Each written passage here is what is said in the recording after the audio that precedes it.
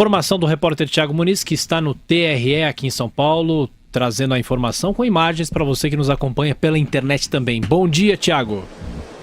Bom dia, Thiago Berrais, bom dia a todos. Eu falo da região central de São Paulo, Rua Francisca Michelini, onde fica o Tribunal Regional Eleitoral de São Paulo. Aqui, a Justiça Eleitoral vai ouvir hoje 5 testemunhas na apuração de irregularidades possivelmente cometidas pela chapa Dilma presidenciais de 2014. Essas pessoas são Vivaldo Dias da Silva, Tiago Martins da Silva, Isaac Gomes da Silva, Elias Silva de Matos e Jonathan Gomes Bastos. Essas pessoas seriam ligadas aí às gráficas que estão sendo investigadas por possíveis irregularidades. E nós tivemos já aqui advogados, tanto do presidente Michel Temer como da ex-presidente Dilma Rousseff. Vamos ouvir a palavra do advogado do presidente Temer, Gustavo Bonini, que afirma aí que não há ligação do presidente Michel Temer com essas gráficas, até é uma linha da defesa do presidente ter insistido em separar as chapas, e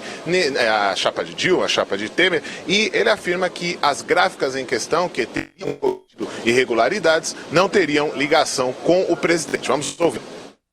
Veja, o presidente não contratou essas gráficas, desconhece em absoluto quais gráficas são essas, quem são as pessoas envolvidas, e portanto ele não pode responder por algo que ele não fez e que ele desconhece.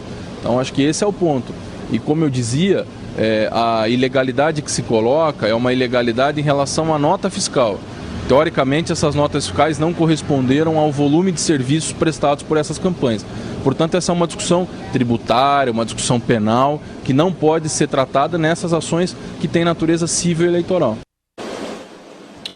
Agora há pouco passou aqui a ex-presidente Dilma Rousseff, Flávio Cross Caetano, e ele defende que houve falhas na perícia contábil e que a defesa deve solicitar novas diligências. Nós voltamos ao estúdio. Até já, Thiago. Aliás, essa é uma discussão, né, professor? Uma polêmica, se as contas deviam não ser divididas, separadas, né? Primeiro é isso, acho que... Não, primeiro ponto ainda, como o TSE, no caso o TSE, demora para julgar o caso da eleição em 2014. Nós estamos há quase 2 anos e meio das eleições e ainda isso não foi julgado tal, né? E agora, vale lembrar, de acordo com o que reza a Constituição, caso seja anulada a eleição, tem uma eleição indireta pelo Congresso Nacional. Isso está lá na Constituição, que não diz como é essa forma. Quem pode ser candidato, sabe-se que os votantes seriam os deputados federais e senadores, mas quem poderia ser candidato, isso não há nenhuma lei complementar sobre isso tal. Um outro ponto é a questão dessas gráficas, que tem fajutagem aí, tá na cara, basta ver os valores, tal. Isso foi tudo fabricado. O terceiro ponto é que a defesa do vice-presidente na chapa e presidente atual do Brasil, né, é questionável a questão de separar, porque na Constituição de 1946, já falamos aqui, não custa só relembrar, a eleição você separava prefeito de vice, governador de vice e presidente e de vice.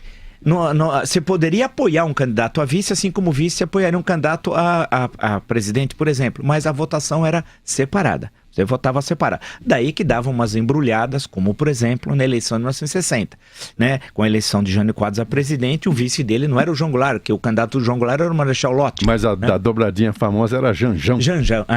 Jane e Jango, que eram opositores. Isso. E aí acabou dando esse problema em 60. Isso ocorreu na esfera das prefeituras também, muitas vezes. Aqui em São Paulo, na eleição de 62, o vice do Adhemar não era o Laudo Natel. O Laudo Natel concorreu somente pelo PR, antigo PR, a vice-governador sem apoiar nenhum candidato a governador e foi eleito vice-governador e sequer conheceu o Adhemar de Barros tal, né?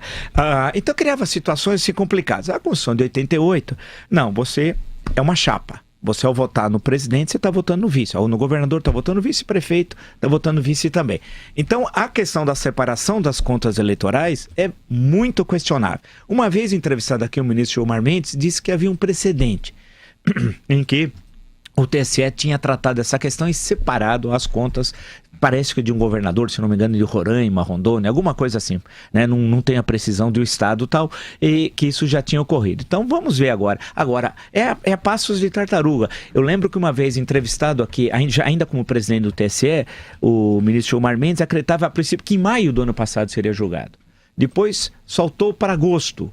foi indo. Nós já estamos em fevereiro e, pelo jeito, o julgamento deve ser no segundo semestre desse ano.